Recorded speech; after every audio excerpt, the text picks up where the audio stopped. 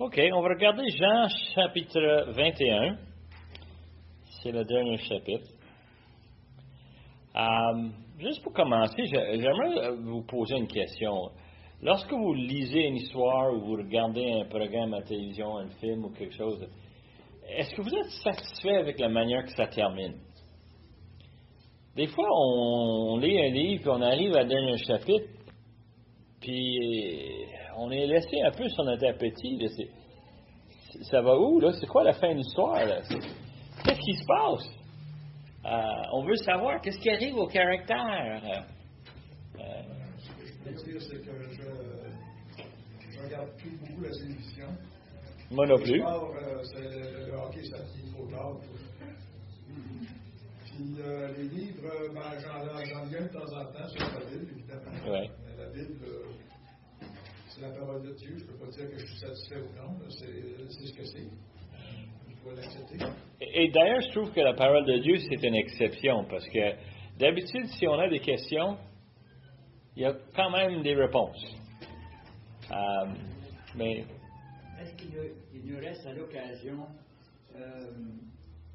le goût de poursuivre? Donc, si la fin n'est pas bonne, donc on veut aller plus loin, on veut chercher pour voir là, des réponses à cette épître-là ou quoi que ce soit. Mm-hmm. Il laisse sur l'appétit, les plus moins. Yeah, justement.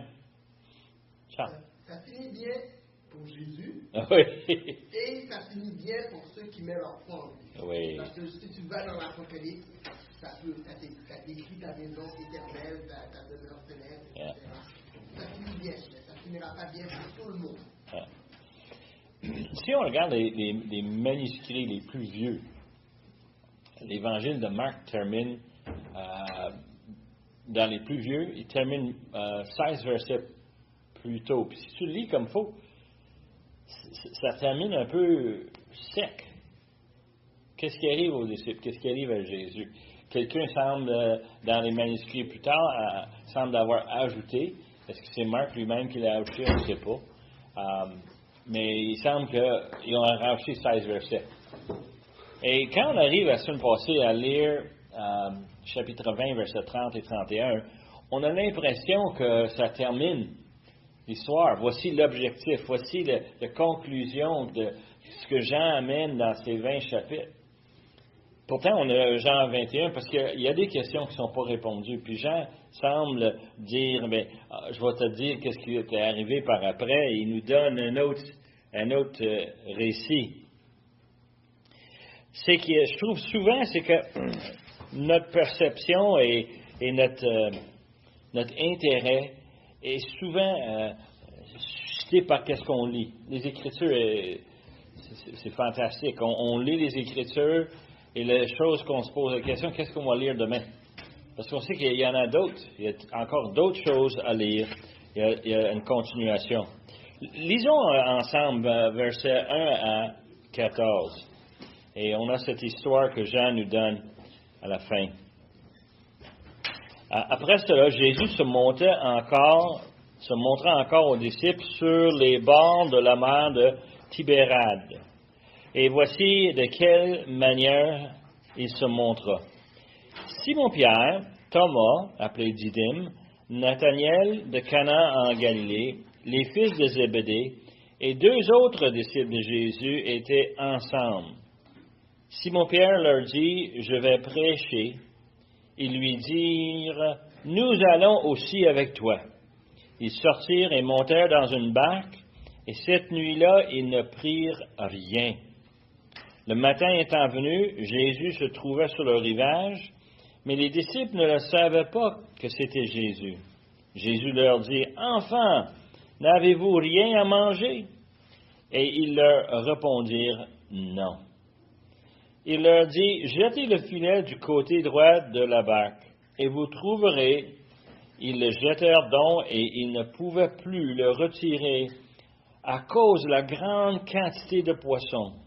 Alors le disciple que Jésus aimait dit à Pierre, « C'est le Seigneur. » Et Simon-Pierre, dès qu'il eut entendu que c'était le Seigneur, mit son vêtement à la ceinture car il était nu, il se jeta dans la mer.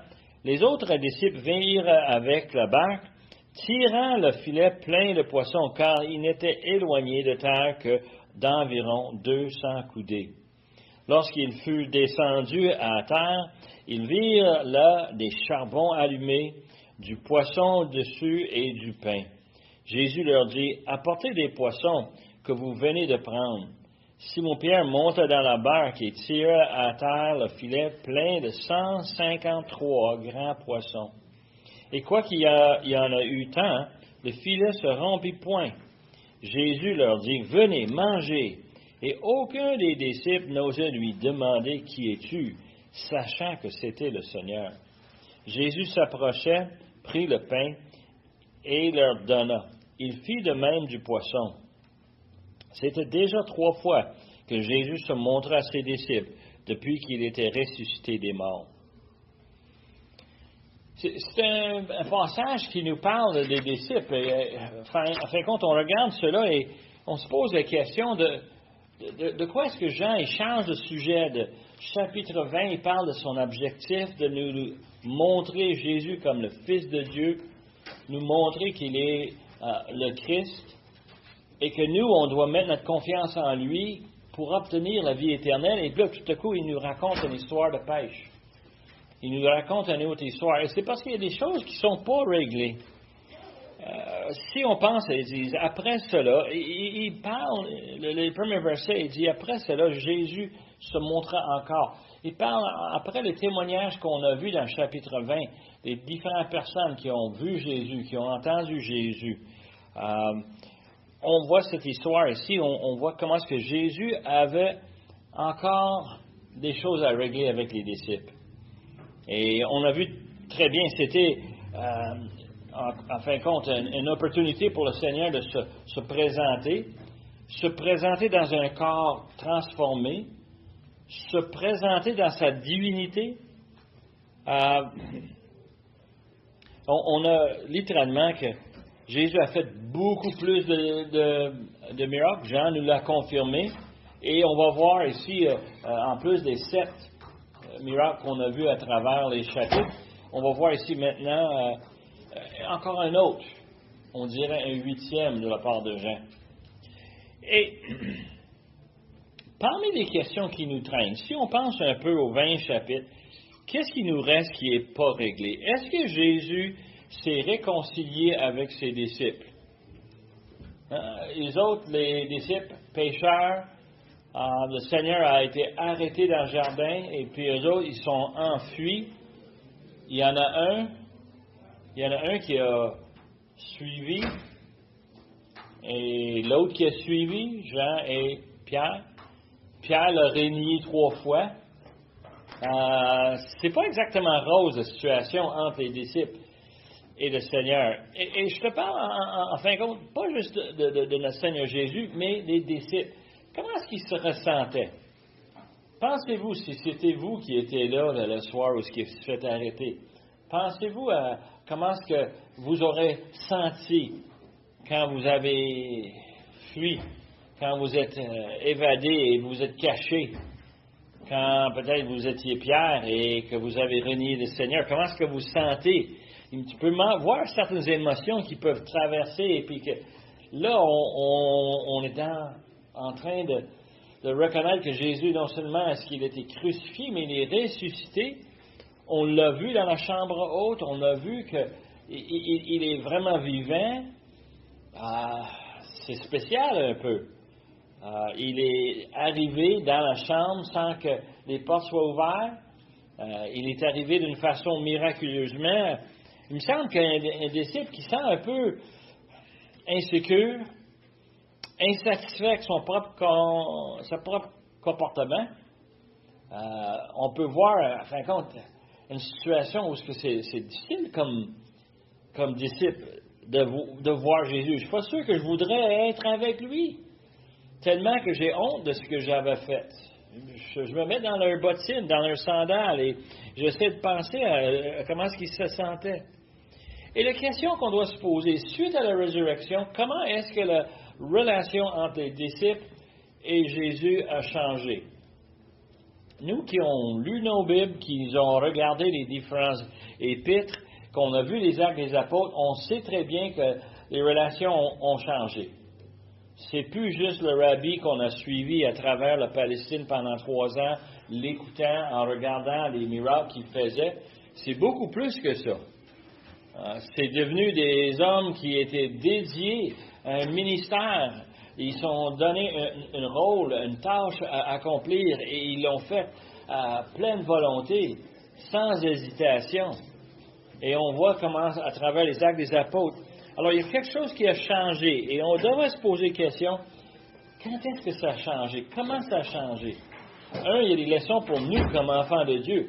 Nous aussi, on peut regarder notre propre comportement et on peut se questionner à savoir quand est-ce que nous, on a été transformés par le Seigneur. Quand est-ce que notre cœur a décidé de le suivre et vraiment de s'appliquer à un point que nous, on devrait avoir une certaine fierté de se faire appeler un enfant de Dieu. Hein? Il y a un autre élément qui a été peut-être plus à regarder. Notre frère Roy nous a présenté ça il y a un bon bout de temps. Le fait que Pierre avait renié le Seigneur. Et on n'a aucune description à date de Pierre qui, en fin de compte, règle ses comptes avec le Seigneur. Et on a justement ce passage qui vient pour nous aider à répondre à ces questions. C'est peut-être, on dirait, une histoire mineure, mais ça a une énorme importance sur notre compréhension de notre Seigneur Jésus et des disciples et les rôles qu'on a comme disciples. Dans le passage ici, verset 1 nous dit que c'était sur le bord de la mer de Tibériade. Ça, c'est la mer de Galilée. On a eu plusieurs noms pour cette mer. En fin de compte, c'est juste une lac. C'est une lac d'environ 10-12 km de large, à peu près 20 km de long. C'est entouré par des collines et des montagnes. Il y a des ruisseaux qui le remplissent avec de l'eau fraîche. Cette eau, il va se vider vers le sud, il va descendre vers la mer Morte. La mer de Galilée se trouve à 200 mètres plus bas que la mer Méditerranée. Alors, ça a un certain climat tout à elle. On a des différents récits dans les évangiles qui nous parlent de ça. Il y a des gens qui vont vous dire que c'est toujours vrai. C'est une lac qui est sujet à des tempêtes à cause des montagnes, beaucoup de vent. Et c'est un lac qui, même aujourd'hui, est rempli de poissons. On pense à des choses qui changent avec le temps, mais ça, c'est un des éléments. C'est un lac qui était une source de nourriture depuis des centaines d'années. Now, il nous dit, verset 2, que Simon-Pierre, et on nous donne une liste ici de 7 des 11 disciples. Et si on les regarde comme faux, les noms sont assez bien décrits. Et on a besoin d'un petit peu rôle de détective pour déterminer tout. Mais on a Simon-Pierre, c'est celui qui était le leader du gang, c'est lui qui fait les choses. Il y a Thomas. Thomas, on se souvient de lui parce que c'est lui qui avait des doutes. Hein, si je ne vois pas les trous dans ses mains, si je ne vois pas le trou... So, on a les deux nommés en premier. Thomas, on l'appelle Didyme. Didyme, c'est un mot grec qui voulait dire un jumeau. C'était que Thomas avait un jumeau et on l'appelait le jumeau parce qu'il y avait un frère pareil comme lui. Il y a Nathaniel de Cana, et vous vous souvenez très bien des noces de Cana. Nathaniel venait de cette ville-là. Et on a les fils de Zébédée. On sait très bien qui sont les fils de Zébédée, n'est-ce pas? Jacques et Jean. Et on va voir Jean tantôt dans l'histoire. Alors, ça, c'est logique que ce soit ces deux-là qui sont là. Et 2 autres disciples. Les commentaires sont pas mal tous unanimes sur le fait que si Pierre est là, probablement, qui d'autre va être là? Son frère, André. Okay? Et si Nathaniel est là, ben son ami, on apprend à travers les évangiles que Nathaniel avait un ami qui lui a amené au Seigneur. C'est qui? Philippe. Alors, c'est probablement ces deux-là, André et Philippe, les deux derniers. Et ils étaient ensemble. Alors, la question qui se pose, qu'est-ce qu'ils font ensemble? Et littéralement, on a besoin de combiner l'évangile de Jean avec ce qui était déjà écrit dans les 3 autres évangiles.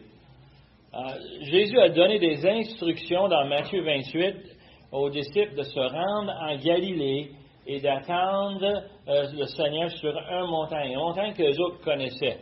Et on soupçonnait à travers les différents commentaires que probablement c'était le mont où Jésus a nourri la foule. C'est cette montagne que Jésus a enseigné. Probablement c'était pas la première et la seule fois qu'il était là, mais c'était un lieu où tout le monde le sait. Hein? Et ils sont supposés d'aller l'attendre. Mais malgré le fait qu'ils sont là à attendre, Pierre, Simon, on le connaît très bien. Hein? C'est l'homme impétueux. Un des commentaires que j'ai lu, que je trouvais drôle, tellement qu'il fallait que je le relis, c'est que Simon-Pierre, c'était un homme poussé par les émotions, poussé par un manque de rationnel, un homme qui était, en tout feu, tout flamme pour n'importe quoi, mais rarement la bonne chose. Dans cette description, ils ont dit que s'il donnait son résumé, il mettrait toutes ses capacités, puis une des capacités, c'est qu'il est bon pour parler pour le diable. Et c'est un résumé qui ne partirait pas bien pour quelqu'un qui cherche un rôle comme pasteur aujourd'hui. Hein? Mais ça, c'est l'apôtre Pierre. Et l'apôtre Pierre est supposé d'attendre avec les autres disciples. On voit qu'ils sont ensemble. Alors, ils ont l'air d'être obéissants jusqu'au moment où Simon ouvre sa bouche et dit quoi? Ben moi, là, je suis tanné d'attendre. Moi, les gars, je m'en vais à la pêche. Et la réaction qu'on pourrait dire, c'est normal. Quelqu'un là qui est un peu sur le stress, il a besoin de se divertir, il a besoin de récréation. Sors ton hameçon, hein, va chercher une place tranquille, puis mets ton hameçon à l'eau, va à la pêche. On a des gens aujourd'hui qui parlent comme ça, ça a l'air que ça relaxe, incroyable d'être à la pêche. Mais c'est pas cette sorte de pêche. Parce que si on lit ce verset comme faux, Pierre dit, je veux aller pêcher, qu'est-ce qu'ils ont fait? Ils sont embarqués dans une barque. Puis c'est pas un petit chaloupe, c'est pas un canot. C'est un bateau qu'on a 7 hommes là-dedans. Puis 7 hommes prêts à travailler fort. On va à la pêche. Pierre est en train de dire, écoute, c'est bien beau que le Seigneur nous a dit de monter ici sur la montagne, mais moi, là, j'avais une carrière autrefois. Moi, je ne suis pas un bon disciple, mais je suis un très bon pêcheur. Moi, je suis capable d'aller ramasser des poissons. Les gars, moi, je quitte. Je retourne à mon ancienne entreprise. Et Pierre n'est pas le seul à parler comme ça. Je ne sais pas combien d'autres êtres humains, à travers l'histoire, on peut s'identifier où ils sont un appel du Seigneur, mais malheureusement, qu'est-ce qu'ils disent? Ils disent non, moi, je vais faire à ma tête. Le premier qui me vient à l'esprit, c'est Jonas, hein? Va prêcher à Ninève. Non! Il s'en va à la direction opposée. Non, moi je m'en vais voyage. Pierre, ici, il décide qu'il s'en va travailler. Et devine quoi? Il y a 6 autres qui disent quoi? Nous autres aussi. Pourquoi ils disent ça? Ben parce qu'ils étaient des pécheurs. Si on regarde la façon que le Seigneur est allé chercher chacun de ses disciples, on voit qu'il y avait plusieurs qui étaient des hommes qui faisaient la pêche comme carrière, et ils allaient les chercher. Et c'est surprenant de voir comment, des fois, on ne pense pas à ces gars-là, mais ils ont un arrière-plan.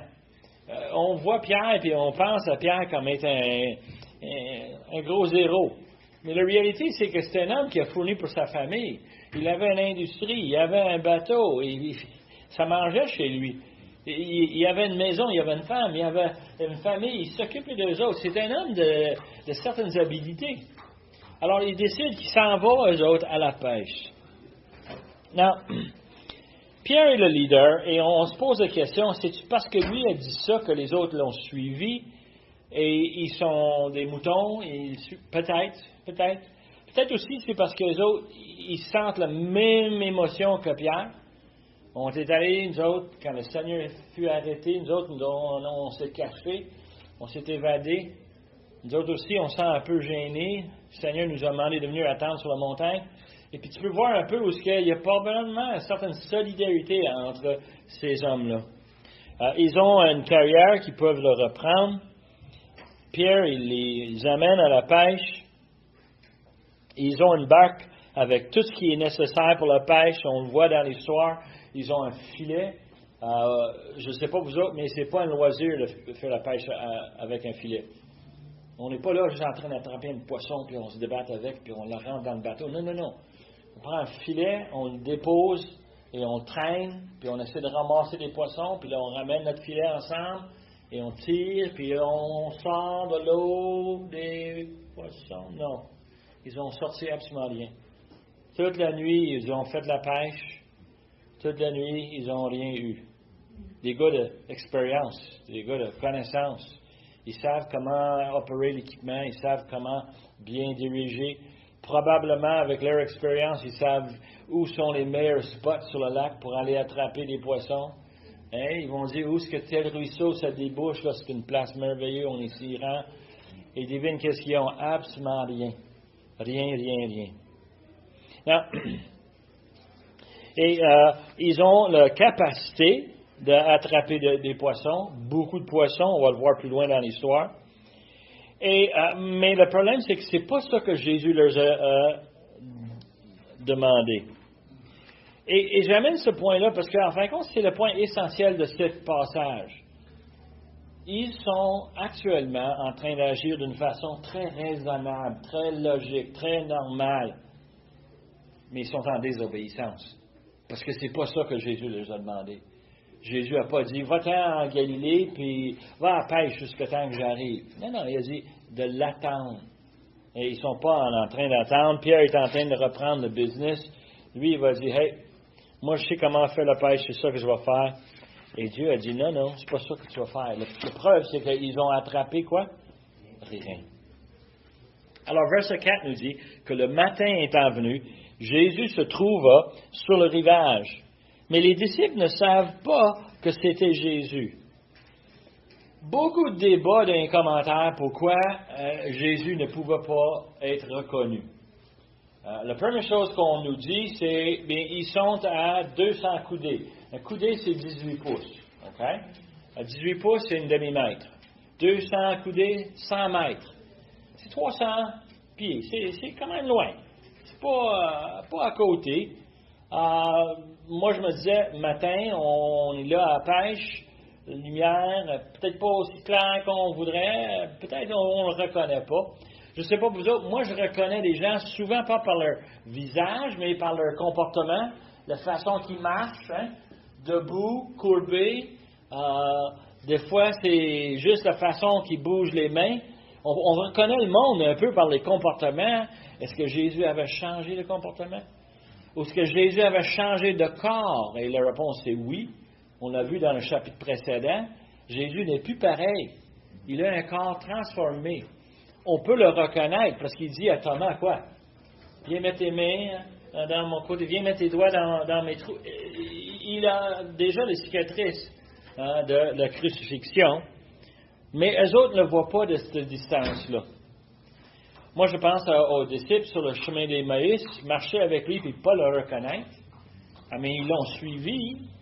Ils savent qu'est-ce qu'il a l'air, mais pourtant, ils marchent avec lui et ils ne sont pas capables de le reconnaître. Ils le reconnaissent seulement quand quoi? Quand ils brisent le pain. Quand ils remercient Dieu pour la nourriture. C'est là, là, les autres sont réveillés. Ah, c'est le Seigneur Jésus. Et j'ai l'impression que c'est un peu un scénario semblable. Ça va prendre d'autres choses pour qu'on reconnaisse que c'est Jésus. Alors, il leur dit, « Enfants, n'avez-vous rien à manger? » Et les autres, ils voient cet homme sur le bord du rivage, ils l'entendent crier. Non, juste pour vous donner un petit peu de clarification, c'est pas évident dans le français, dans l'anglais non plus. Dans le grec, c'est un peu plus évident. Jésus choisit un mot pour ses disciples. Il les appelle enfants. Alors, il faut comprendre pour un adulte de se faire appeler enfant, le mot grec ici, c'est un mot qui veut dire quoi? Le petit, le bon rien. C'est une insulte en fin de compte. Jésus est en train de dire à ses disciples, vous là, les petits hommes là, Est-ce que vous avez attrapé quelque chose?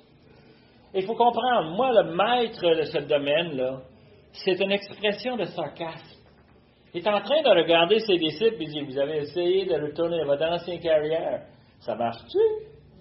Et tu peux-tu voir les disciples qui sont dans la chaloupe, dans cette barque, et ils ont tout équipé, ils ont travaillé toute la nuit, jeté le filet, remonté le filet, jeté absolument rien. C'est insultant de se faire dire, hey, as-tu quelque chose? As-tu quelque chose, là? Hein? C'est-tu un client potentiel? C'est quoi qui arrive? Les disciples sont là en disant non. Et il y en avait un des commentaires que je trouvais drôle. Il disait, probablement, Jean a écrit non, parce que lui était dans le bateau, mais il y avait d'autres mots qui allaient avec le non. C'est des hommes qui ont probablement été très frustrés de leur soirée, qui n'ont rien produit. Et là, Jésus leur tend le perche en disant, est-ce que vous avez quelque chose? Non. Hein? Ils ont tellement travaillé. Verset 6, il leur dit, jetez le filet du côté droit de la barque et vous trouverez. Ils jetèrent donc et ils ne pouvaient plus le retirer à cause de la grande quantité de poissons. Le contexte ici, c'est qu'on a des hommes frustrés, ils n'ont pas de poissons, et il y a une baveuse sur le bord du rivage qui nous dit, hey, jette-les sur l'autre côté. La réponse aurait dit, hey, va te faire cuire un œuf, hein? Laisse-nous tranquilles. Non, c'est pas ça qu'ils font. Eux autres veulent prouver qu'il n'y a absolument rien. Pierre, en étant un homme têtu, il aurait probablement dit, tiens, tu vas voir, il n'y a rien. Jette les filets de l'autre côté. Puis qu'est-ce qui arrive? Wow! Il y en a des poissons. Et je t'ai dit tantôt qu'on avait besoin d'un indice pour nous dire que c'était le Seigneur Jésus. On nous dit que le disciple que Jésus aimait, verset 7. On sait qui c'est ça, le disciple que Jésus aimait? C'est Jean, oui, hein? On le sait. Il dit, c'est le Seigneur. Pourquoi est-ce que Jean pense comme ça? Mais Jean, à ce moment-là, jeune homme, il n'avait pas encore lu, Luc chapitre 5, mais il l'avait vécu. Hein? Qu'est-ce qui est arrivé dans Luc chapitre 5? La pêche miraculeuse. Et qu'est-ce qui a été l'idée? L'idée, c'est qu'on n'a rien attrapé, jette ton filet à l'autre bord, et je suis sûr que Jean a dit, oh, c'est le Seigneur. Pareil comme quand on était à la pêche avant. Et vous vous souvenez très bien de cette histoire. Qu'est-ce qui arrive à la fin de Luc chapitre 5? Est-ce que vous vous souvenez? Pierre avait dit au Seigneur, oh man, si tu as la puissance sur les poissons, puis moi qui est pêcheur depuis toutes ces années-là, et toi tu es capable de simplement dire, voilà, hey, moi j'étais un pêcheur. Toi, tu as le pouvoir de Dieu. Pierre l'avait reconnu. Jean était avec lui, Jean l'a reconnu. Et maintenant, ça se reproduit une autre fois. Peux-tu voir comment est-ce que les autres, dans le bateau, ils sont en train de dire, dis pas un mot, c'est le Seigneur. C'est le Seigneur. Et Jean le dit à Pierre.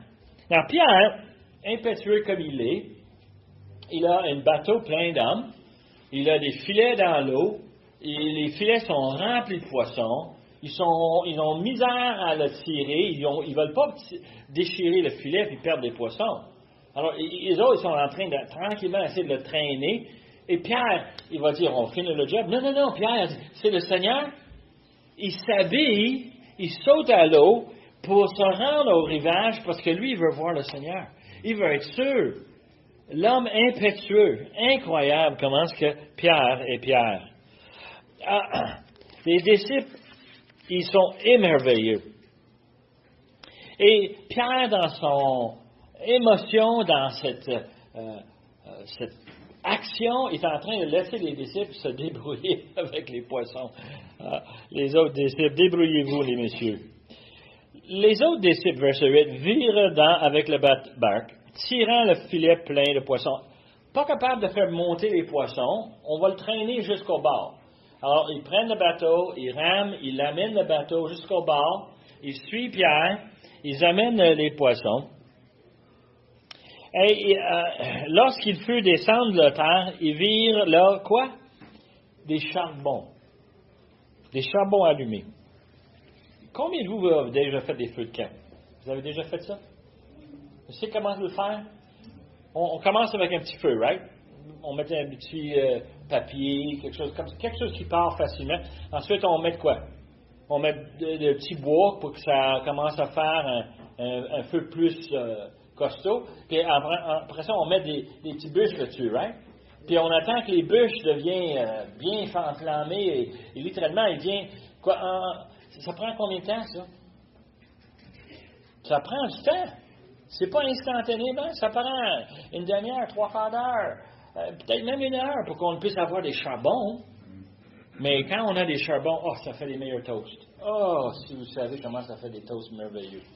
Quand il y a juste des charbons qui restent, et ils mettent le poisson là-dessus, du poisson frais sur un feu de camp. Okay? Moi, c'est des histoires d'enfance, là. C'est comme manger du gâteau. C'est frais, c'est doux. Jésus a tout préparé ça d'avance. Il était là depuis 1 heure, 2 heures. Pense pas. Le Seigneur a des pouvoirs surnaturels. Moi, je suis convaincu qu'il a simplement dit, moi, je veux feu. Moi, je veux pain. Moi, je veux poisson. Pouf, pouf, pouf, pouf, pouf. C'est le Seigneur. Il a la capacité de demander n'importe quoi. Il a créé le monde avec sa propre parole. Et là, les disciples arrivent et ils voient tout prêt. Wow! Et qu'est-ce que Jésus leur dit? Il dit, apportez des poissons que vous venez de prendre. Parce que pourquoi? J'en ai, mais vous autres, vous avez certainement faim. Amène des poissons. Un des éléments qu'on va voir dans la réconciliation de Jésus avec ses disciples, c'est qui est l'initiateur? Les bonhommes qui s'évadent dans le bateau ou l'homme sur le rivage qui prépare un déjeuner pour ses amis? C'est qui commence la réconciliation? C'est celui qui est blessé? Yeah. C'est pas ceux qui ont fait la blessure. Eux autres n'ont pas le moyen, ils n'ont pas le rationnel pour dire il faut que j'aille demander pardon au Seigneur. Ils ont tellement peur, ils ont tellement frustrés, tellement déçus, découragés. Ils sont là et c'est le Seigneur qui tend la perche. Viens manger les bois. Viens t'asseoir. Amène des poissons. On va en cuire des fraîches. Viens manger. Je te dis honnêtement, là, et puis une des préoccupations, moi, en lisant ce passage, ceux qui me connaissent savent que j'aime la nourriture. Moi, j'aurais été curieux de savoir qu'est-ce que ça va l'air le déjeuner du Seigneur. Pas mal bon. Est-ce qu'il y avait besoin de sauce piquante? Probablement pas. Probablement délicieux, tout simplement comme il l'a préparé. Et les disciples viennent, et il dit, amène des poissons. Pierre, l'homme fort, il va monter dans la barque, il va tirer à terre le filet, il compte les poissons. Donc, ça prend un témoin oculaire pour être capable de donner l'heure juste. Probablement Jean était là, puis il savait que Pierre, dans son réflexe, a sorti les poissons, un après l'autre. 1, 2, 3, 100, 101, 102, 50, 51, 52, 53 poissons. Un inventaire complet de poissons. C'est Pierre qui est là. Et il amène des poissons. Et ce qui était le plus émerveillé, c'est qu'avec la quantité de poissons, les poissons qui sont grands, les filets se sont rompus. Ils ne sont pas rompus. Pierre, un homme d'expérience, il sait très bien qu'est-ce que ça va faire un poids comme ça. Et lui, il regarde ça en disant, « Wow! C'est vraiment une pêche miraculeuse. » Alors, et pour nous, c'est la même chose. Nous, on regarde le Seigneur et puis on se pose la question. Quand moi, je suis en désobéissance, quand je fais quelque chose que je sais que Dieu ne veut pas que je fasse, est-ce que c'est moi qui va aller demander pardon ou est-ce que c'est le Seigneur qui m'offre l'opportunité? C'est un problème, parce qu'on veut la réconciliation. On cherche à se régler les comptes avec Dieu. C'est important à nous. On voudrait tellement bien être en bonne relation avec le Seigneur. Et on a besoin de retourner confesser nos péchés. C'est pas facile, c'est pas évident. On se sent démuni et c'est facile à ce moment-là de dire peut-être c'est parce que le Seigneur, il ne m'avait pas choisi depuis la fondation du monde. Mais c'est pas vrai, ça. Ça, c'est Satan qui nous tente avec le découragement, qui nous parle. Et nous, on a oublié que le Seigneur nous tend la main, sans arrêt, constamment. Jésus leur dit, verset 12, « Venez, mangez. » Et j'aime bien le parti qui suit. Et aucun des disciples n'osait lui demander, « Qui es-tu? » Moi, j'ai déjà fait la discipline de mes enfants, une activité que j'haïssais. Et très rarement, quand ils savent que papa est pas content, rarement est-ce que les autres vont parler. C'est moi qui vais être obligé de leur poser des questions. C'est moi qui vais être obligé d'aller les chercher. Pourquoi? Parce que les autres, ils savent qu'ils m'ont désobéi. Ils savent très bien qu'est-ce que papa leur a demandé et qu'ils n'ont pas fait. Ou papa leur a demandé de ne pas faire et ils l'ont fait. Et cette notion de désobéissance met dans une situation où on n'est pas là pour donner des excuses, pour donner toutes sortes de... Hein? Et moi, ma favorite, c'est quand je faisais des disciplines, puis j'avais un enfant qui me donnait des excuses. Parce que tu sais qu'est-ce que tu fais avec des excuses? Hein? Tu le laisses pendre. Il va te donner toutes sortes d'histoires pour en arriver à dire, c'est-tu vrai, ça? Ouais, ben peut-être pas. OK, donne-moi l'histoire une autre fois. Et il y en avait une fois où je me souviens, 4 fois, on a passé l'histoire en détail. 4 fois. Pour qu'enfin, l'enfant me dise, OK, papa, j'ai fait, OK? Pourquoi? Parce qu'on est de même. On est vraiment coupable. On se sent mal. Et ici, les disciples, c'est clair. Les autres sont là en disant, mange, dis pas un mot. Ferme la bouche. Digère. Apprécie la gentillesse, la grâce de Dieu. Mais pousse pas, hein? Et les disciples disent pas un mot, c'est le Seigneur. Non, Jésus va faire quelque chose de plus. Verset 13. Jésus s'approchait, il prit le pain et il leur donnait. Et il fait le même avec le poisson. Il fait asseoir les disciples. Et qu'est-ce qu'il fait? Il va les servir. Je ne sais pas si vous avez une mémoire, mais les disciples certainement avaient une mémoire. Ils sont probablement en train de penser à Jean chapitre 13, dans la chambre haute. On arrive et on fait un débat, qui parmi nous est le plus grand? Hein? Et l'autre, qu'est-ce qu'il fait? Le Seigneur, il enlève son manteau, il prend un serviette touchante, il lave leurs pieds, un après l'autre. Et là, ici, ils sont sur le bord de la mer, ils ont travaillé toute la nuit, probablement plein de sueur. Ils sont fatigués, épuisés. Et qu'est-ce que le Seigneur fait? Veux-tu du pain? Chaud? Prends-en du pain, hein, du poisson. Hein? Pierre, Nathaniel, hein, Thomas. Il est en train de les servir comme un serveur. Lui, le roi de l'univers. On vient de lire dans le passage précédent qu'il est le Christ, le Fils de Dieu, et il est en train de nous servir le déjeuner. Wow! Tu peux-tu voir comment est-ce que les disciples voudraient se caler encore un petit peu plus? Peut-être se creuser un trou dans le sable, tu sais. Hey, c'est honteux. C'est honteux. Eux qui ont désobéi sont face à leur Sauveur, qui leur offre le pardon, qui leur offre un déjeuner. Incroyable. Malgré leur désobéissance, Jésus aurait pu dire, vous êtes pour payer pour votre désobéissance, vous êtes pour souffrir pour votre désobéissance. Il aurait pu leur dire toutes sortes de choses. Mais c'est lui qui l'a offensé. Et c'est lui qui va tendre le geste de réconciliation. C'est lui qui va faire la paix.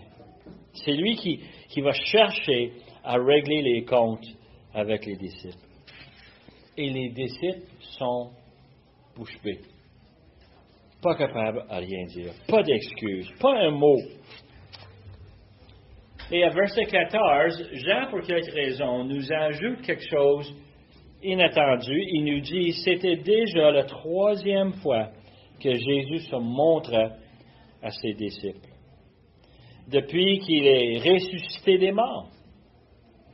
Malgré tout ce qui s'est passé, la trahison de Judas, la fuite des disciples, le reniement de Pierre, l'injustice des Juifs dans le tribunal qu'il y a eu et des Romains, la façon qu'il a été maltraité, battu, ensuite qu'il a été crucifié, ensuite la résurrection. Et malgré tous ces événements-là, on a des disciples qui sont accablés par une mauvaise compréhension de c'est quoi le Messie. Qu'est-ce qu'il va faire? Il va te sauver ta vie, la vie éternelle. Il ne va pas venir battre les Romains. C'est pas ça le but. Le but, c'est de sauver les âmes perdues. Et les autres, ils ont mal compris. Et là, ils sont là sur le bord de la mer avec leur Messie. Et Jésus cherche quoi? Pas la vengeance. Il ne cherche pas à ce que les autres payent pour leur péché. Il sait très bien qu'ils sont incapables de le faire. Il connaît très bien ces gars-là. Ça fait 3 ans qu'il est avec eux. Eux autres le connaissent bien. Il sait qu'est-ce qui est dans leur cœur. Il sait qu'ils désirent avoir la réconciliation. Alors, il leur offre la réconciliation. Jésus cherche à aller chercher les âmes perdues. Et ses disciples, c'est les premiers. Et nous ne sommes pas les derniers. Il vient chercher. Il y en a d'autres qui veulent chercher. Ceux qui ont désobéi, ceux qui font à leur tête, ceux qui n'écoutent pas. Et par sa capacité comme sauveur, il est capable d'offrir à nous, comme il a offert aux disciples, cette grâce. C'est tellement merveilleux, c'est tellement miraculeux. Eh bien, ça c'est la première partie, parce qu'on en va jusqu'à verset 14. Et la semaine prochaine, on va ramasser verset 15 et on va terminer, parce qu'il y a encore une certaine réconciliation nécessaire, celle avec Pierre. Et on va le regarder plus en détail. J'ai pensé que ce serait probablement pas pratique d'essayer de combiner tout dans une seule dimanche. Le dimanche prochain, ce sera notre dernière école du dimanche pour l'année. Et on va recommencer en septembre. Mais entre-temps, on va prendre une pause. Juste vous laisser savoir. Courbons-nous. Père éternel, on veut te remercier pour le fait que tu as envoyé ton Fils. Tu n'as pas attendu qu'on soit digne d'un sauveur, mais tu nous as envoyé un sauveur quand nous, on était indignes. Nous, Seigneur, nous sommes des pécheurs. Comme ces disciples-là, nous avons une tête qui est tordue, qui pense à ce que nous, on comprend, à ce que nous, on voit. Mais Seigneur, on veut être attentif à toi. On veut savoir qu'est-ce que toi tu désires. Et, Seigneur, on voudrait avoir cette réconciliation, de savoir que quand on pêche, on peut te confesser à toi et que tu vas nous pardonner. Quel privilège, quel honneur. Et Seigneur, c'est merveilleux parce qu'on n'a rien fait pour recevoir cette grâce. Seigneur, on demande que tu sois avec nous maintenant pour l'adoration qui vient. On demande que tu prépares nos cœurs pour les chants, pour les prières. Sois avec le prédicateur. On demande ces choses par le nom de Jésus. Amen.